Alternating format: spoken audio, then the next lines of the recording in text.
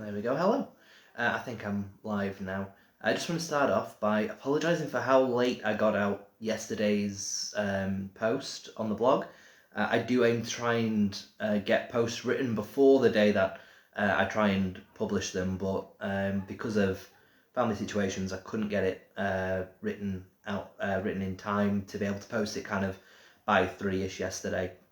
So sorry that went way. It was posted kind of around 12:30, I think, eventually, midnight.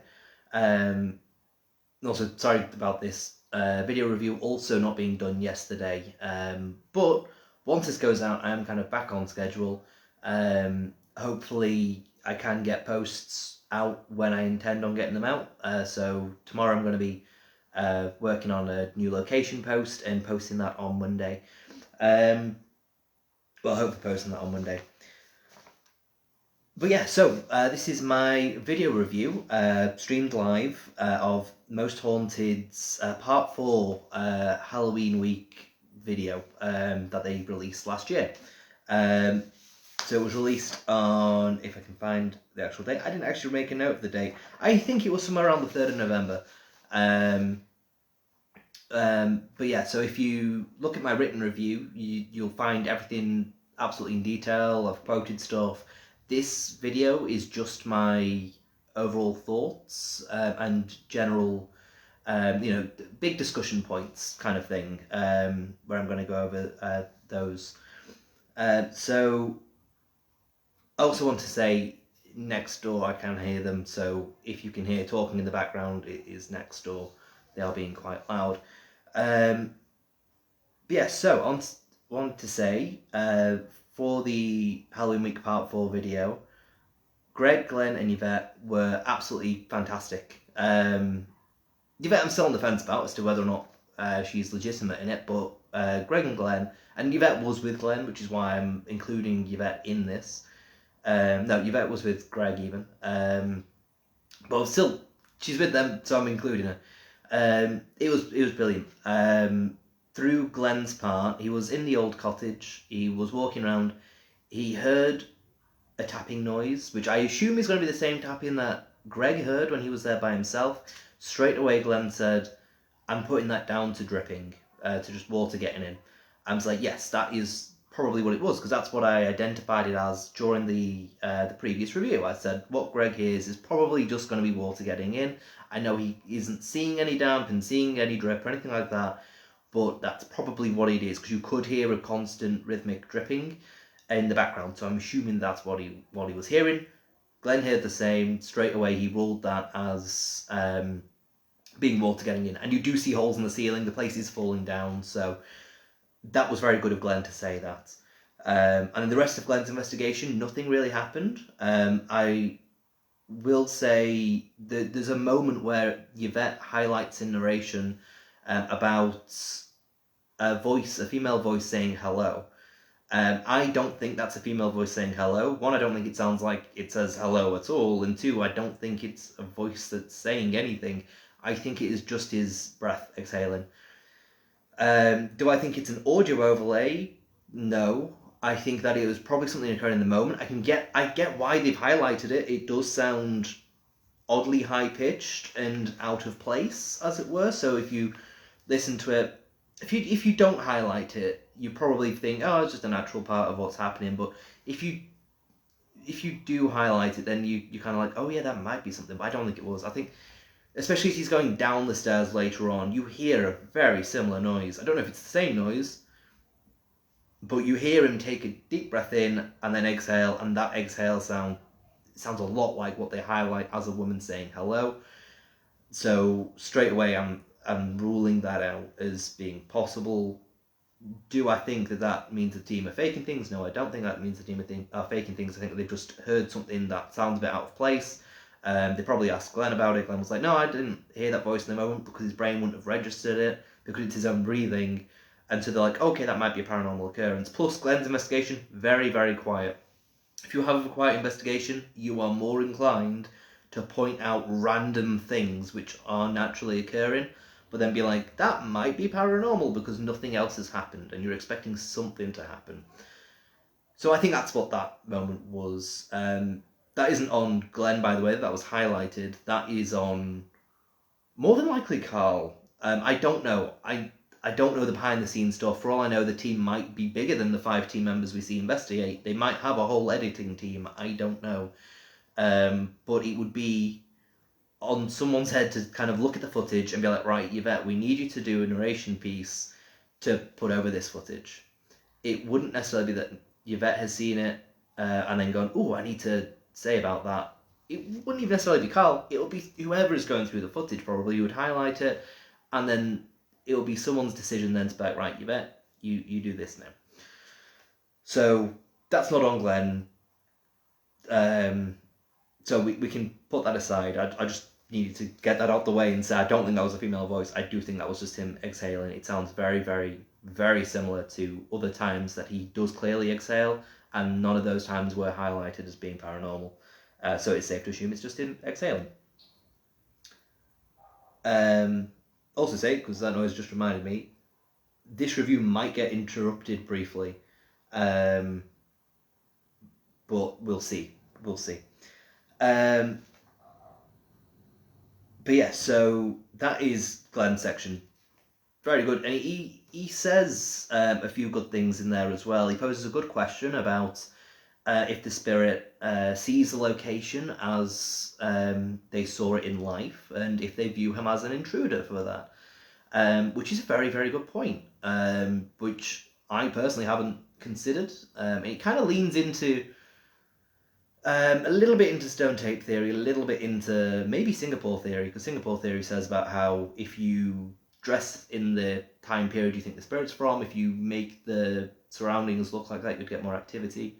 So it kind of leans a bit into that, but it's very, very good to acknowledge that, that could be a possibility, and does show he has his own thoughts on the paranormal, and that he is trying to, in a way, investigate and build on various thoughts and theories. Does he do any investigating into it? No, he doesn't. He does exactly what everyone else does, which is just say hello a bunch of times, ask for things to be thrown, for knocks to happen, and there's only so much you can do when you're not getting activity, especially when you don't have equipment. Again, that's a point I didn't mention in my written review, that none of them, aside Yvette with a K2 meter, she does have K2 meter again, none of them have any kind of equipment, which isn't great for trying to quantify, I think it's quantify is the word I'm looking for, but try and put into a physical sense what he's experiencing, something that we can see and something that validates what he's experiencing. So he doesn't have any of that. But like I say, his investigation was still very good. He wasn't over dramatic or anything like that. He says about a breeze going across his face, but then says, oh, that's likely just due to the hole in the ceiling. And he even points out a window is open. He points out that there is a draft, and you can clearly see like cobwebs or whatever. It is kind of flying, moving about because of this draft, which is a very, very good thing to mention. And Stuart wasn't talking about drafts. Even Greg wasn't talking about drafts. And no one pointed out the open window, so it's very good that Glenn did that. So his section I was very, very happy with. Greg and Yvette's section as well was really good. I really like the fact that Greg seems to be the only one. I know Stuart does do it in this episode. Yes, I'm going to get interrupted. I've just got a message. One moment, I just need to reply to this message quickly.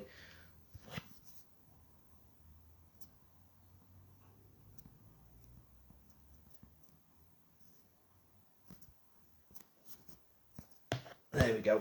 Sorry about the shaky camera a little bit. Just got a message saying my mum's on the way back, so she will interrupt the stream in probably about 10 minutes, which I knew was just typical. But yeah, so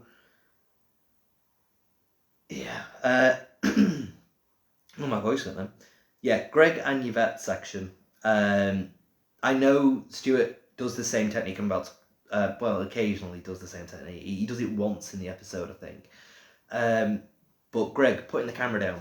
The moment he and Yvette are committed to a room and asking questions in that room, Greg puts the camera down on a ledge or a surface, anything he can see, so that then he can get as close to a full body shot as he can for both himself and Yvette, which is very, very good, because that means that if we do hear any tapping, if we do hear any knocking, if we do hear any voices, we have their faces on camera, we have their arms and their feet and their hands on camera, so that then we can look at that if we do hear noises on the camera and say, that was them moving about, or that was, you can see their mouth move and that's where the murmur comes from, or something like that. So it's brilliant that he does that, and that's what investigators should try and do. So one thing, I don't know why Most Haunted have so few cameras. I know Carl, previous episode, has explained it's because they're expensive. However, I'm sure you can get fairly cheap cameras so that at least each member of the team is holding a camera or has a GoPro type thing on their head, something like that. It's Most Haunted, they're a well-known team. And I'm pretty sure I found out how much it cost them to investigate this location. I cannot find that now, though. So I don't know if it's been removed from the website, but it was a good chunk of money. I'm not going to say the exact amount because I can't remember the exact amount. I'm pretty sure it was thousands. However, I couldn't find evidence backing that up. So that's just what I remember seeing. It may have since been removed. I don't know.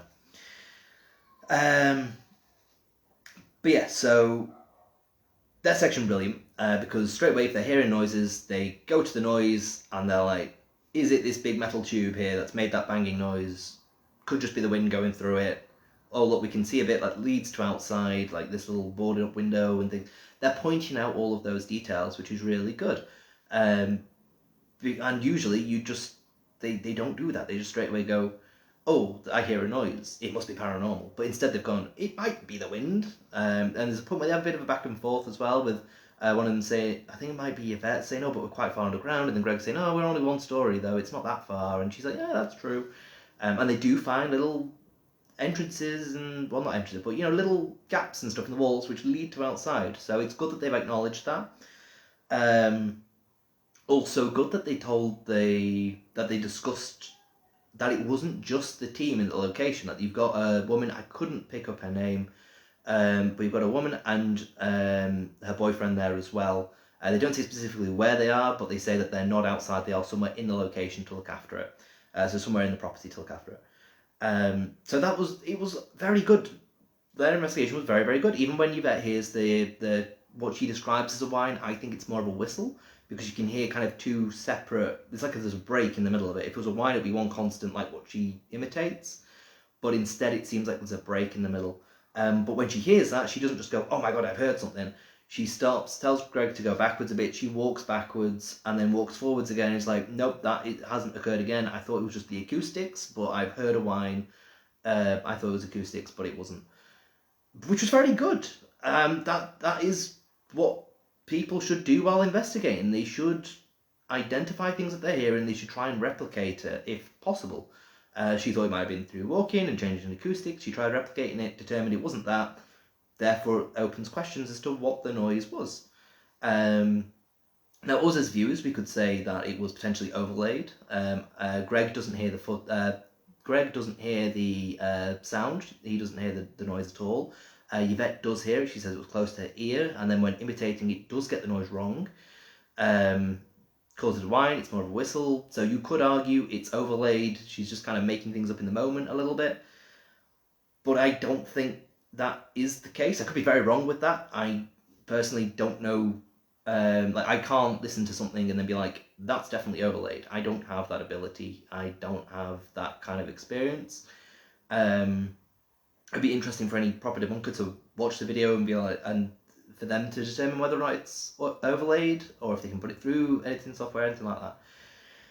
But from me watching that, it's one of those 50-50s. Either way, she does what should be done, which is what I'm choosing to focus on. She does something very positive with trying to replicate to, in a way, debunk. And then you've got Carl and Stuart, because I think that's all of Greg and Yvette section. Like I say, very good. Not a lot happens again. Oh, female voice. I 100% believe that's an overlay. 100%. Neither Greg or Yvette hear it.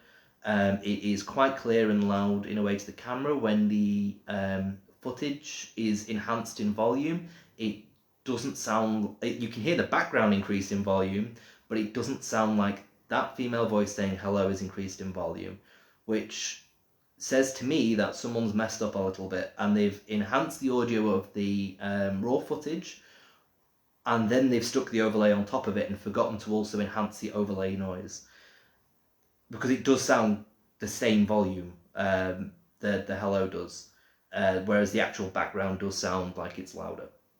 So I do think that's overlaid.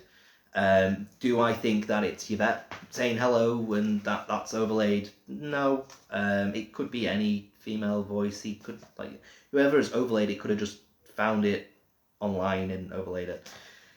And speaking of which, it is pointed out in this episode that the person who would enhance sounds is Carl, because Yvette and Yvette and Greg both discuss it and both say that they're hearing a lot of noises which the camera isn't picking up. Now, they do say it's not picking it up, which straight away I was like, how do you know, though? Because cameras can be quite sensitive. They can know a lot of noises. Might just be experience, though. They've heard loads of knocks in places before. They've watched the footage back. Maybe they're like, oh, you know what? We now know what volume of knocks will and will not be picked up on the camera.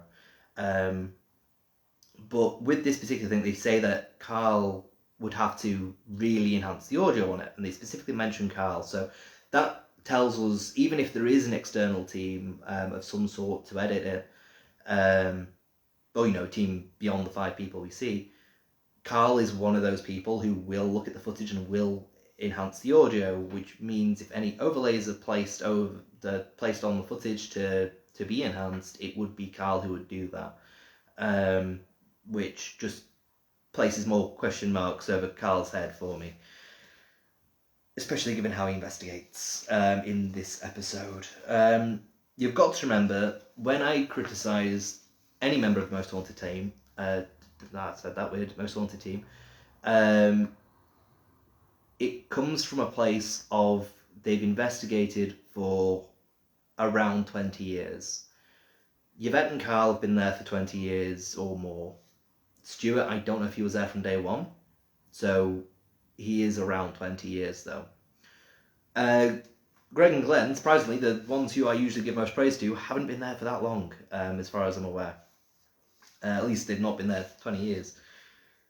So, yeah, that's where my criticisms come from, because I look at myself as an investigator, and I look at other people who are investigators, who I know are legitimate investigators. I see how they investigate, I see how I would investigate, and then I compare that to Most Haunted team, or certain team members, and it's not investigation at all. Especially not Carl and Stuart sections. Carl, in my written review, I'd refer to Stuart as the Carl Pilkington of paranormal investigators, because his reactions are just, both of them, extremely over the top, extremely over dramatic. You've got Stuart constantly praying, you've got him constantly just saying about the fact he feels like he's going to die any second.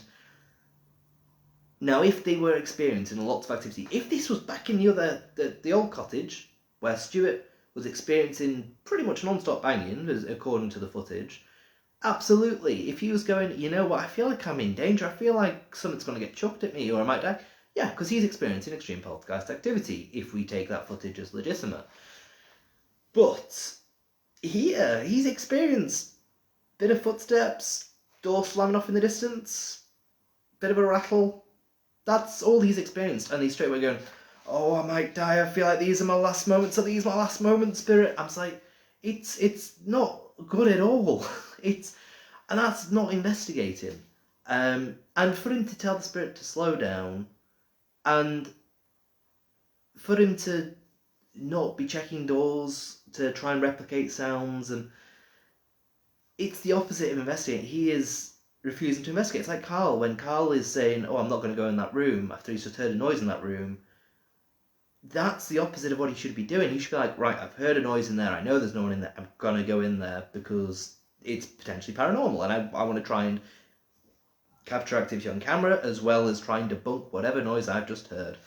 Neither of them do that. Neither of them investigate. And this is where I've stopped mentioning the opening message of. I'll read it out.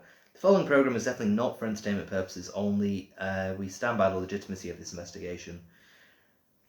Definitely not for entertainment purposes only. Implies there are some parts which will be for entertainment purposes. You can't have a whole segment of investigation for entertainment purposes. This is 2 investigations in this video, which I can't see any investigation in there. I can't see any legitimacy in there. I just see basically just 2 Muppets just running around a building acting frightened. And my uncle, who I've discussed Most Haunted with, has described Carl and Stuart as Shaggy and Scooby from Scooby-Doo, and I do not think that is inaccurate. Watching it's not. They're just running around acting really frightened, not really doing a great job at debunking. I'd say, like, if they continue, I mean, I might be shown wrong. The next video might be amazing, they might be fantastic, they might be really brave or whatever, I don't know, but if you're that frightened, and you've got to bear in mind as well, they've rented out this location. Neither of them are in an abandoned building as such. They're both in a rented out location which has people there looking after the property. There's probably security cameras there. Actually, there are, because they showed a security camera box in the previous episode. So it's a very well maintained location. Out of all the locations, the only place which isn't well maintained is the old cottage. That's the only one. But where Carl and Stuart are, Stuart's in the psychiatric building, which is part of the main building, so that's definitely going to be under surveillance.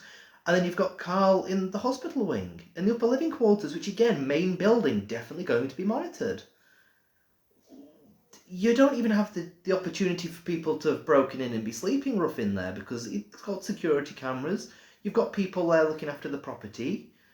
It's a well-maintained place, so you don't have that fear. When Stuart was having his bit of a breakdown in the old cottage, I understand that, because it is a very run-down looking location. I doubt there are security cameras around there because it is in bits. So you may very well have someone hiding in there. But in the main building, no, you're not going to. So for them to be investigators of at least 20 years, around 20 years, and be that scared in what is a legitimate location, I'm not buying that. They shouldn't be investigators if that's how they're going to act. I don't like criticising to this extent, or saying this, but it's very true. If you watch that Part 4 video of the Halloween investigation from last year, you will watch Carl. I mean, when I was watching it at the moment, we were crying with laughter over it, because it's just so ridiculous. Yeah, and yeah, that's basically, like I said, Stuart might get possessed in it as well. They don't say it, but there's a point where he's very frightened. He says footsteps have stopped outside a door. He goes out.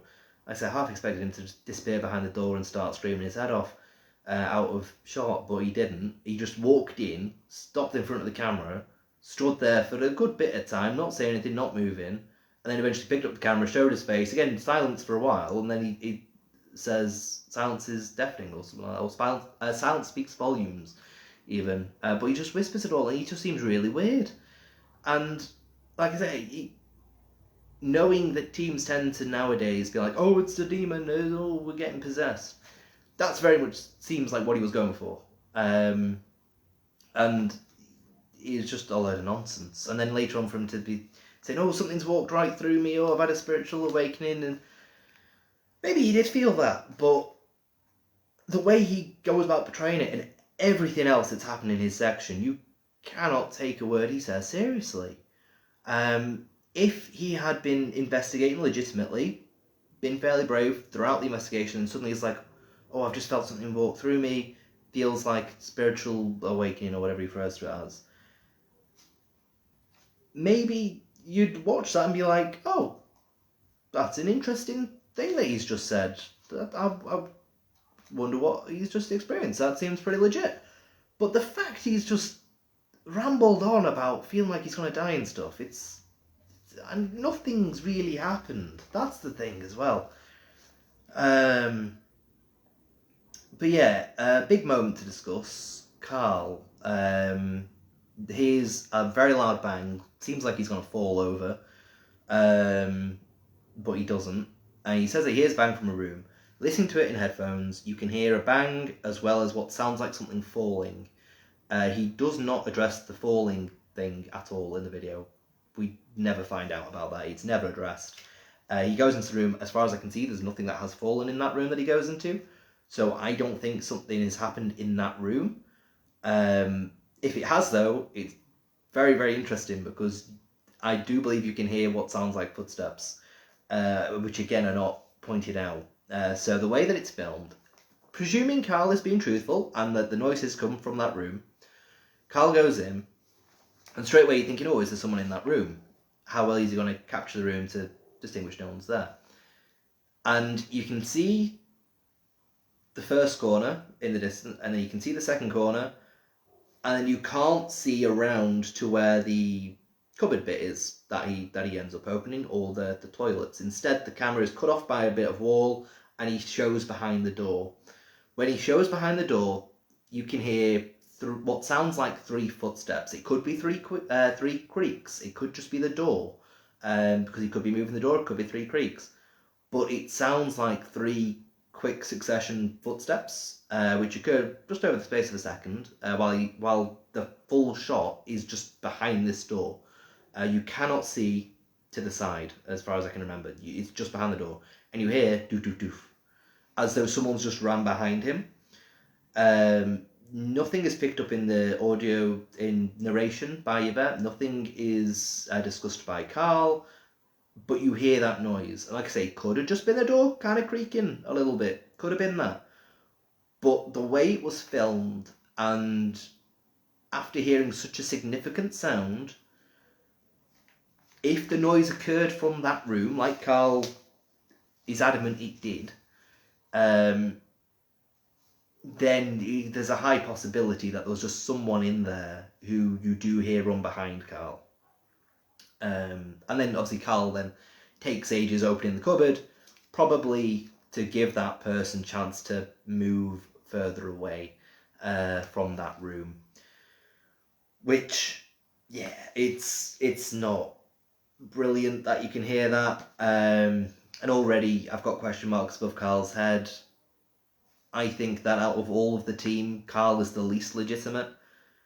It probably goes Carl, then Stuart, Yvette, and then Greg and Glenn, I think, are pretty even at the moment. Probably Greg and then Glenn, just based on how much activity each one experiences. Because Glenn doesn't tend to experience anything. So it's interesting that every single time you can just call out Carl. And then later on, it sounds like he walks in on 2 ghosts going at it. He does. He opens the door. You can hear. And again, it's just funny because earlier on in the episode, Greg mentions that a woman and a boyfriend are in the building somewhere. I think Carl has found them, I think, or he's gone a bit too close to that area. Or it's overlaid, or it's just 2 ghosts going at it. They're the only options for this moment. It's ridiculous. Carl doesn't even address it, which makes it even funnier. He just opens the door, stares into the room, which we can't see inside. The camera isn't looking in the room, it's looking inside of his face. He looks into this room, stands still outside the room. You then hear, I think, 6 or 7 quick bangs, so doof, doof, doof, doof, doof, doof, doof kind of noise. And then you hear what sounds like a female sigh and a male groan. That's all happens in quick succession. And then Carl he just stands there, listens to it, looks at the camera, looks back in the room, says hello, looks back at the camera, closes the door, walks away. It's like, I've just heard all manner of sounds come out of that door then. I was like, yeah, you did, Carl. You did. And I don't know which is more ridiculous. If it's an overlay, why? Why would you try to fake something so ridiculous? It makes no sense. If you've just walked in on 2 ghosts going at it, why? It's such a ridiculous thing. And if you've just walked in on the woman and a boyfriend, Again, why have you kept that footage? They do all sorts of cuts throughout the video. Why have you kept that in there? It makes no sense. It's one of the three, and it's bizarre no matter how you look at it. Which is why Carl swiftly leaves. He leaves that area, he then hears a creaking door, and then he's like, nah, I'm just going to go, I'm going to leave. Doesn't really say a great deal else, he just leaves the area. Which, yeah, it's, yeah. I'll let you guys decide what you think on that moment, but it is bizarre. Also, another really good point is timecode checking. But we are taking their word for it. So during Greg and Yvette's section, there's a moment where they're hearing a noise upstairs, saying sounds like chairs being moved, group of people, that kind of thing. And then it's like, oh, it sounds like someone's fallen over, might be Carl, we don't know. And they become convinced that there is someone above them moving stuff. So they're like, oh, and if it's another member of the team, we don't know how close we are to everyone else because they're in the cellars. They don't know how close they are. So Greg then checks the time code of the footage and says, right, it's 2208. We'll check the footage for 2208 for everyone and see where they all are. And it's really good because it shows the footage from that time code for everyone, which I really appreciated. That was very good. The thing I'm not too happy about is that the footage doesn't already have the time code on it. So we are very much so taking their word for it. It's not like, I think, VHS tapes where it kind of already has the time code in the corner. It's not like that. It's just raw footage. I'm just like, it would be much, much better if they had the time code on all the videos right from the start, because then we know and we can line it up ourselves. I mean, we can do that anyway, but that's a lot of effort for the viewer to go through unless you are an investigator or looking into them for whatever reason. So they should do that anyway for investigations. They should say what time they're starting, they should say what time they're finishing, they should say what the date is, because obviously when they release a video, that's not when they filmed it. So it's like I've said, in relation to their other Pendle Hill Witch's Cottage review, when was this? Which is the first of the two? Because I've criticised them for not referencing their previous investigation. Maybe it's not happened yet. Maybe that's why. Maybe they released that one first and then this one second, but really they filmed it the other way around. Maybe they were both filmed on the same night. We don't know. But as a paranormal investigation team, you need to try and be as transparent as possible. That includes things like when you film stuff, what time you film stuff. So yeah. I think that's about it that I've discussed. I think. I mean, that's all my notes. It's all my notes. That was just a very good point. I can't remember what my predictions for this episode were. I think that they were fairly spot on. Like I said, I'd go into detail with this in my written review. With predictions for the next episode, let me have a look at where everyone is. This is where I'm not going to have written out where everyone is. Or I won't have this piece of paper in my hand. Which I do not. Yeah, I do not have the piece of paper in my hand. Is that it? Yes, it is. One moment. There we go. So, everyone for next time. Greg is in the psychiatric building. Carl and Stuart are in the upper living quarters. Glenn and Yvette are in the witch's cottage. And yeah, that's it. And the first investigation we're going to be seeing in the next episode is Yvette and Glenn's in the witch's cottage. So it'll be interesting. Hopefully, that will kind of give a better indication as to if this is their first time in the witch's cottage or if it's their second time in the witch's cottage, because that, I think, is an important detail to know. Because for their first video, they very much so filmed that like it was their first time in there. And you know, it's important to know which way around it is, so that then we know what evidence they are building on. But yeah, so Greg in the psychiatric building, I think he in every single one of his investigations, he's just experienced tapping. He's just experienced faint tapping and gone, oh, I'm going to go to the tapping. Oh, now I hear it from the other end. I'm going to go over there. I think he's going to get more of the same. He might get footsteps as well. I think in the hospital wing he experienced footsteps. So I think he may very well get footsteps too. But I think the tapping is guaranteed at this point. Carl and Stewart, again, all bets are off for Carl and Stewart. Upper living quarters, though. I think the tap's probably going to come on again.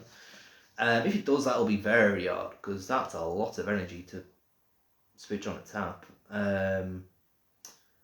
So Carl and Stewart, upper living quarters.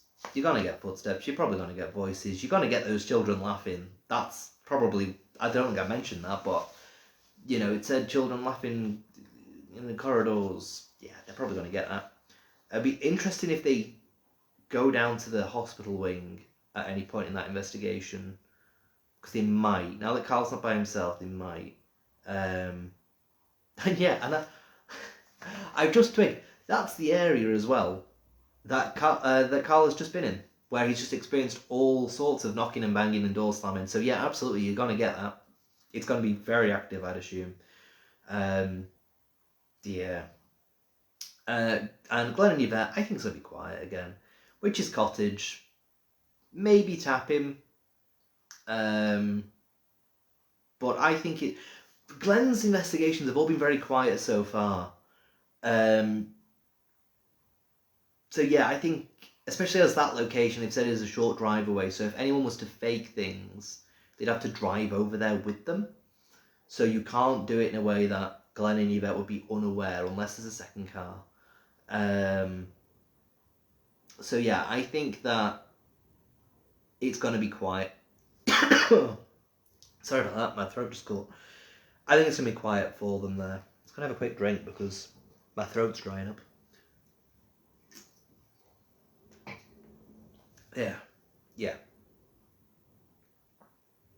Yeah, I think it's going to be quiet. I think they're going to get tapping.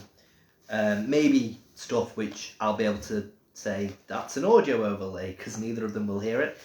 Although you might have Yvette saying, "Oh, I hear a woman's voice like what she did with Greg," but Greg wasn't hearing it. So if anything is heard, Yvette will hear it. Glenn probably won't. So that is all. But I think one's just back now. So thank you very much for watching, and goodbye.